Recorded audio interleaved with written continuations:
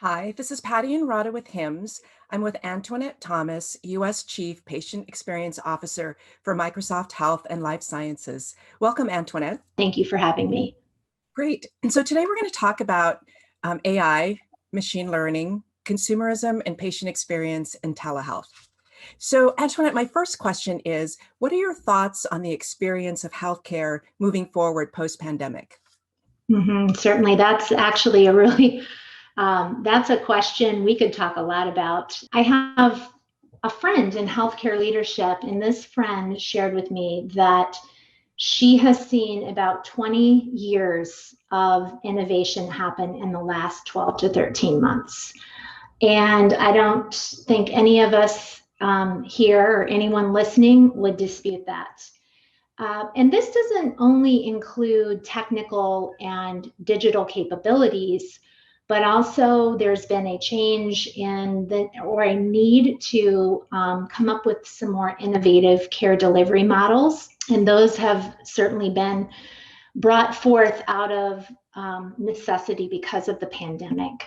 New staffing models and certainly use of video or virtual capabilities, whether that was at the bedside in the acute care setting, because our healthcare workers needed to conserve PPE and decrease exposure, but also the use of virtual health, telehealth, and also things like remote patient monitoring. So what was happening outside of the four walls of the hospital in the home. And certainly I would also include in that procedures that were taking place in the home, and one of those being dialysis. It's really frustrating that it took a pandemic to motivate or force some change, but I think myself and others will take it in the name of progress. Full-scale digital transformations here, and I don't believe we're turning back. So what are the demands consumers are making of healthcare systems? What we're seeing right now is a increase in demand for more consumer-centric capabilities and technologies. And we really truly are in a period of consumer-centric behavior. And this is creating subsequent responses from our healthcare systems. What we traditionally have known as patient experience is converging with consumer choice, creating what I like to call consumer engagement. We're seeing consumer demand impact all areas that touch healthcare, hospitals and clinics, primary care offices, medical device, and certainly the area of wearables and remote patient monitoring.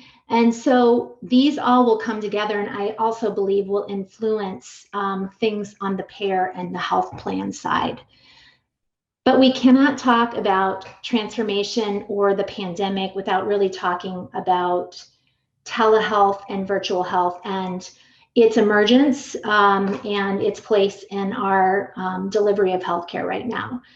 So I can cite multiple statistics on the use of telehealth at the beginning of the pandemic, but what we know is starting before the pandemic in healthcare systems across the United States, the average telehealth visits were at about 2 to 3% of overall visits, and that rapidly accelerated because of necessity. It actually exploded. And what we're seeing now is that it's tapering a little bit, and we're at about a 35% average across healthcare systems in the US. So 35% of all visits now are telehealth or virtual visits. And so we're starting to see those visits become more primary care and behavioral health focused, and also in a maybe perhaps more direct-to-consumer model. And this is really a response to the pandemic, and it's not something that's going to change. And it's different than the traditional delivery of virtual health or telehealth, which was in the form of a hub and spoke model, meaning that large integrated delivery networks would offer telehealth services in acute care specialties out to other healthcare systems or remote areas. So that's all changed. So what would you challenge healthcare systems to think about as they move toward full-scale digital transformation? There are three things that I believe they're going to have to focus on. The first being health inequities and digital equity, because we've just spent the last few minutes talking about digital transformation and how that's not going to change and how we're really not going to turn back. But healthcare has to be accessible for everyone, and not just those with the devices to be able to use the apps or conduct a telehealth visit, but for everybody. And digital equity is really kind of coming up and bubbling up to the top when we talk about social determinants of health. So how are we going to make these new digital options accessible for everyone and address the inequities in our country, specifically around minorities and our poor in rural areas and our urban centers? So that's one thing that's very important and we have to address. And I feel, working for a technology company like I do, that we are taking this very seriously. The second would be cloud capabilities, because we need the power of cloud computing to support the strategies for this digital transformation, and that specifically around data aggregation and analytics and the use of AI. Healthcare systems will need this power, and they'll need to stay competitive. And we also need this to use the data in a meaningful way to future-proof their organizations, so to protect them and to help them grow and to help them serve their customers or their patients, but also to be able to solve problems in new ways, because we cannot continue to try or attempt to solve problems with our old methods.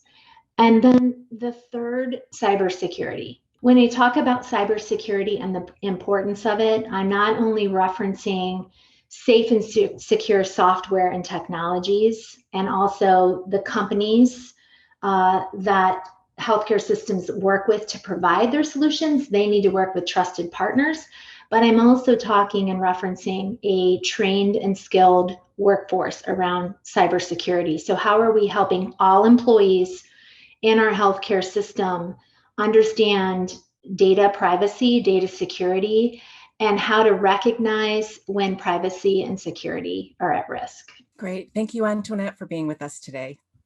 Thank you for having me.